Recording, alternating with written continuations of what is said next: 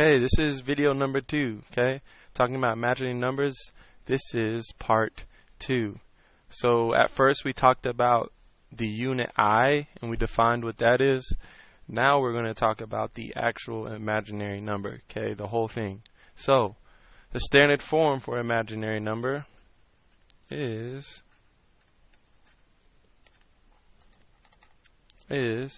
A plus BI when B does not equal 0. Okay? That kind of looks weird. B does not equal 0. Alright, so the form is A plus BI and B does not equal 0. Alright? This is the standard form of an imaginary number. This is the whole number here. Okay? The BI, that's the imaginary part.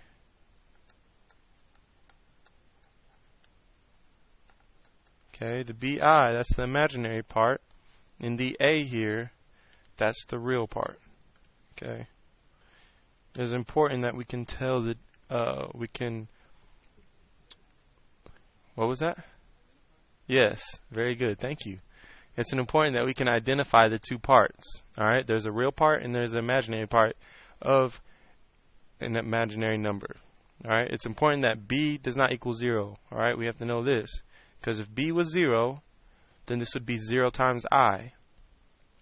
0 times I is 0. So since there would be no I, that would mean that there's no imaginary part. It would just be a real number. So we only have an imaginary number when B does not equal 0. When we have an I, pretty much. That's all that means. Okay?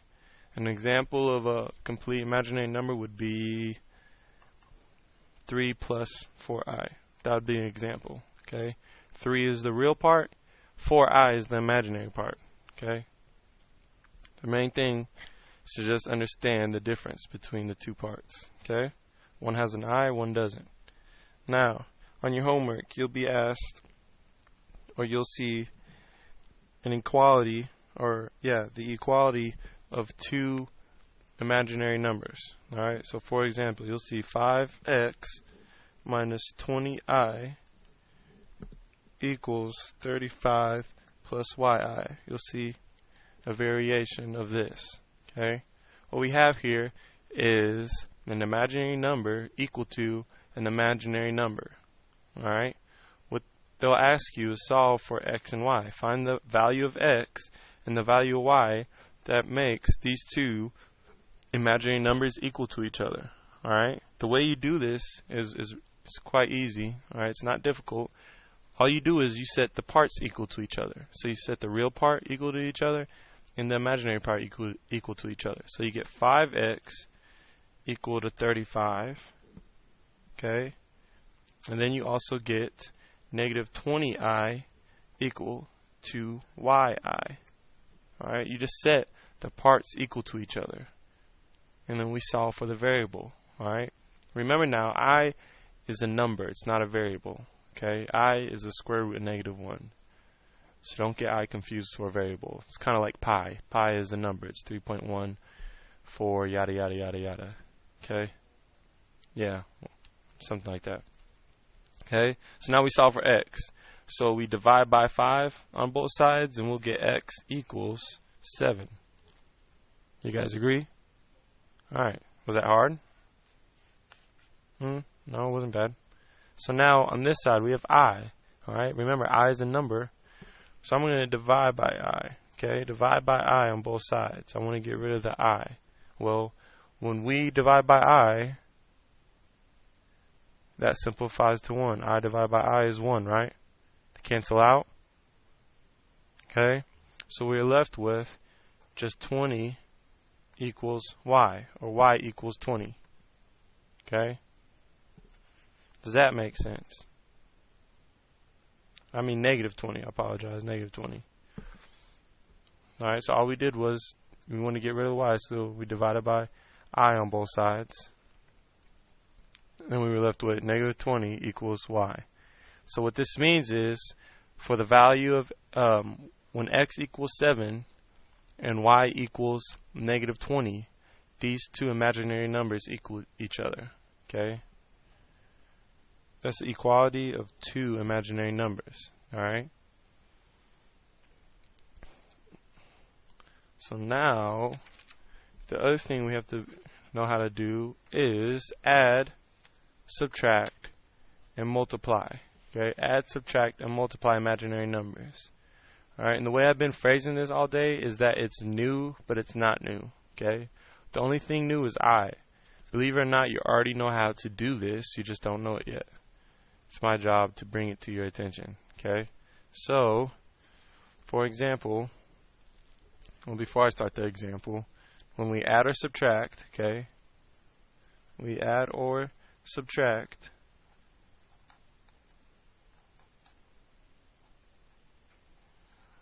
okay, I'm going to put this in quotations, we treat I like a variable. Okay, we treat I like a variable. Treat I like variable. I short-handed that, so I know it's not proper English. But we treat I like a variable. Okay. The next thing we do is that we keep them separate. Okay. And by them, I mean the real part and the imaginary part. So we keep them separate, the imaginary part and the real part. Okay? That's what we need to know when we add or subtract imaginary numbers, right? So for the first example, we have 2 plus 9i. Alright, here's one imaginary number, plus 11 minus I, our second imaginary number. Alright, we're going to know what this equals. Well, for example, if we treated I like a variable, let's pretend I is x. Alright, if I was x here, we'd have 2 plus 9x plus 11 minus x. Alright, when we were adding binomials, all we did was combine like terms. Alright, so here we have a 2 and a 11, so it's 2 plus 11, so that's 13. And then we had the like terms x here. So we had 9x minus x, which is 8x. Alright, we're going to treat I like a variable. It's not a variable, it's a number, but we can treat it like a variable. So here, just as we did below here, we're going to combine like terms. So we have 2 and 11, so that's 13. And we have 9i minus I, so that's plus 8i. And that's your answer here. You'll notice if you go back to the standard form, this is your A and this is your BI. We always write the real part first and the imaginary part second. Okay? Was that difficult? No. We've done that before. We're just pretty much putting an I instead of an X. Okay? Now, the second example, I want you guys to work and then tell me what you get. Alright? So we have 13 plus 4i minus 8 plus 4i. Okay? I want you to subtract these two imaginary numbers.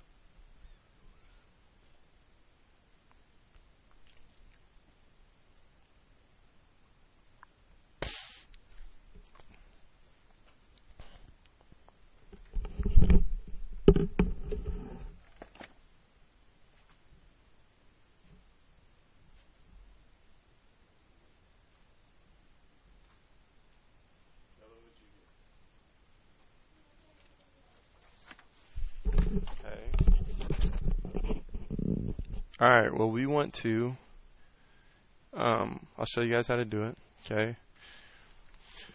Before, when we had binomials, okay, this negative sign, when we were subtracting, we would just distribute this negative, okay. So if we distribute this negative, we get minus 8 minus 4i, okay. And here we just have 13 plus 4i, okay. So if we combine like terms, what's 13 minus 8? It's 13 minus 8.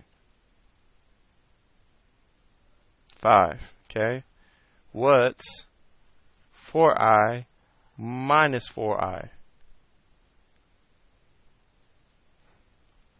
What would 4x minus 4x be? 0. Okay. So we're treating it like a variable. This would just be 0. So no, 4i is a number. So what's 5 minus 5? 0. So this is the same number minus the same number. So it's 0. So your answer is just 5 here. Okay. Is this number here an imaginary number? No, there's no I. So we started with imaginary numbers, but by subtracting, we ended up with just a real number. Okay. That happens. Alright. But this is just the same. Don't think of it differently. Okay. So when we're subtracting imaginary numbers, just distribute this negative sign and then combine like terms. Does that make sense? Alright, cool. Alright, the last thing we're going to talk about today is multiplying. Alright, multiplying imaginary numbers.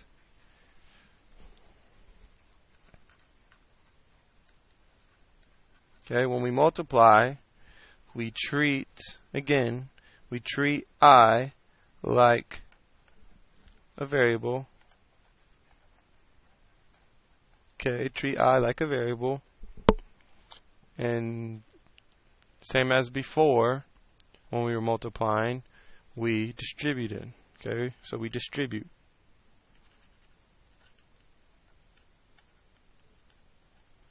Okay, we distribute.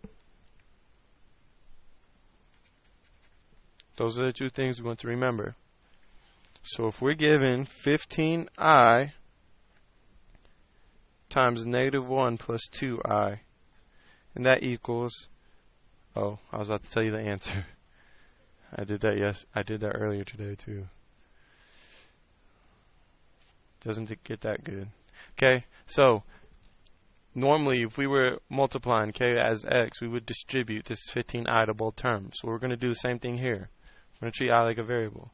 So when we multiply, what's 15i times -1? Yep, negative 15i. And then what's 15i times 2i?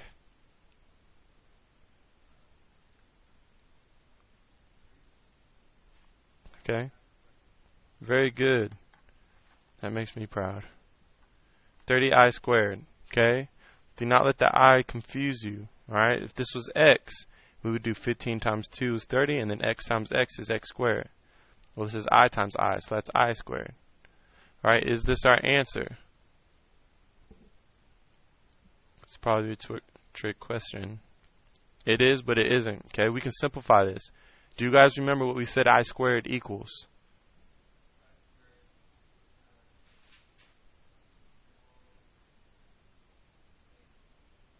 Say it. Say it. You just said it. Yeah, I squared equals -1. Okay, so this I squared is really -1. So what's -1 times 30? Okay, so we write the real part first. So we'll write the -30 first, and then we just have the minus 15i, or -15i. So your answer, okay, your imaginary number, your answer is -30 minus 15i. We put the real part and then the imaginary part following it. Okay, does this make sense? Cool. So now another type of imaginary multiplication we'll see, sort of like two binomials multiply to each other. We'll see imaginary number, a whole imaginary number times a whole imaginary number. Alright, if we were treating this like variables, yes, that's 11. That's an 11 here. Okay, we would distribute this 4 to both terms and this -12 to both terms, or we would FOIL. Okay, we're going to do the same thing here. So we have 4 times 11, which is what? 44. Then we have 4 times 8i, which is 32i. What's the -12 times 11?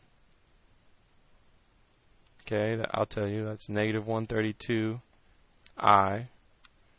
And then what's -12 times -12i times 8i? No. Figure it out. Now.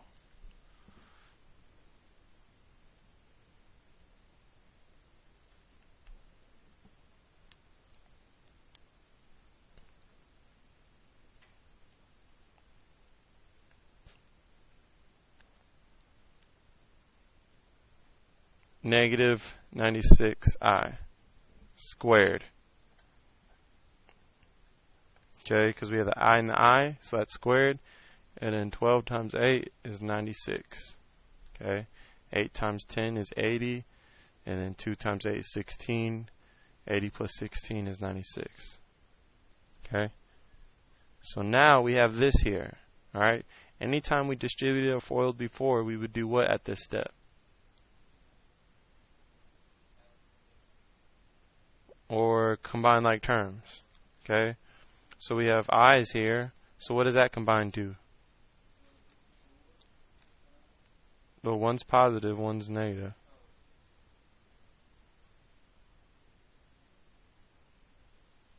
Positive 32 minus 132. Yeah, so negative 100i. Alright. And then what did we say about the I squared? What does that equal? Yeah, so I squared equals negative 1. So negative 1 times negative 96 is positive 96.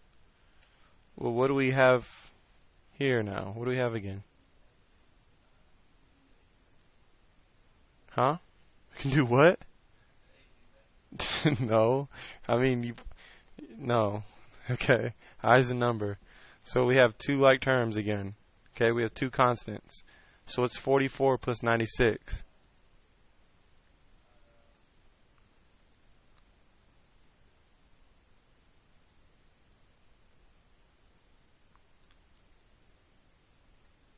What's 4 plus 6?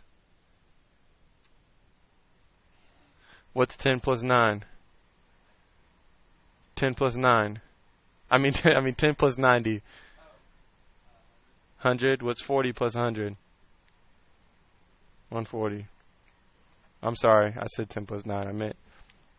I meant 10 plus 90. So we have 140 minus 100i. Okay, so we put the real part first and the imaginary part second, and that's your answer. Okay. Imaginary numbers are used. Okay, we've been solving quadratic equations. Well, the times that we had a negative square root a negative under the square root, we just stopped there and say no. We said no real solutions. Well, there are solutions. They're just imaginary. So imaginary numbers pop up a lot. Okay, especially in the more advanced maths.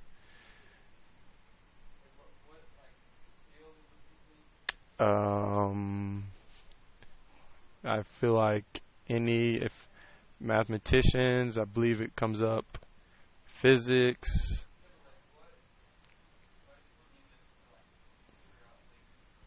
Okay, well, I'm going to end this video and we can look at that. Okay, alright, you guys have a good day. That was multiplying, adding, subtracting imaginary numbers.